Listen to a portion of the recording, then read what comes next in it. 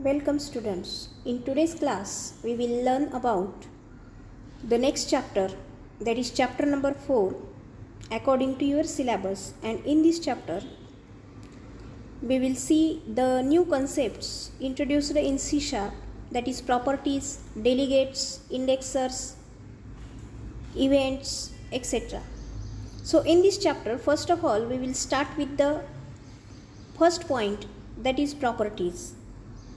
So before starting the properties concept, we need to see here the example, and when I will explain all the example, you can understand what are the problems with this example, and to overcome the problems in this example, the properties concepts is introduced in C#.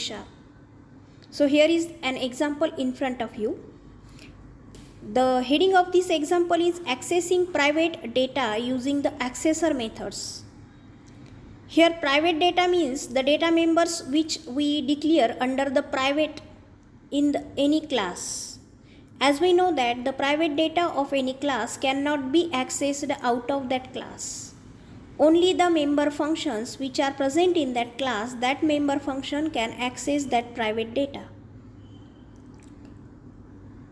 The methods which can access these private data, that methods we manually need to write. By using that methods, we can assign the value to that private members.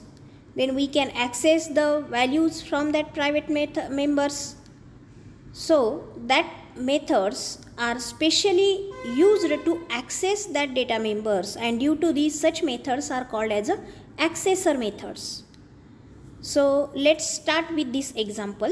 In this example, we take one class number, and in this number class we take one private variable of integer data type number. We take here one method. Our method is set number method, and this set number method is used to set the value of number variable.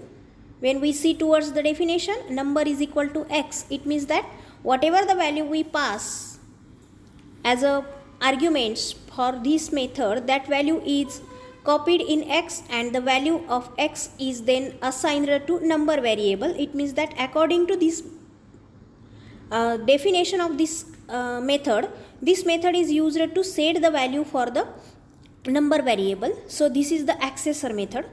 Then the another method that we used here is the get number. This get number variable is used, this get number method is used to access the value of number variable, because in definition we write here the return number. It means that the value of number variable is returned by using this get number method. So this is also accessor method, and here the definition of number class is ending. Now we take one another class number test. In this number test class we take the main method.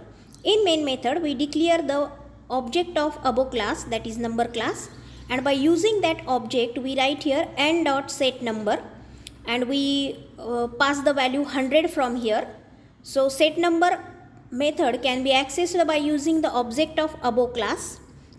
In next we declare here one display message, and in this display message we write here number equals to n.getNumber.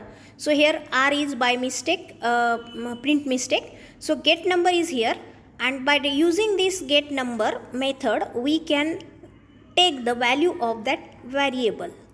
Here one another message is present here n.number, and the comment is right here error, cannot access the private data. It means that we cannot directly write number here with an object, because number is the private variable and it cannot be accessed by using the n object of the number class. So the error message will be displayed in front of us if we use such statements. Then the next is that here the main problem with that, in this program we use the accessor methods, and as we know that the accessor methods, when we used, we need to write the definitions of these methods manually, and the second thing is that the programmer should remember which method performs which types of tasks.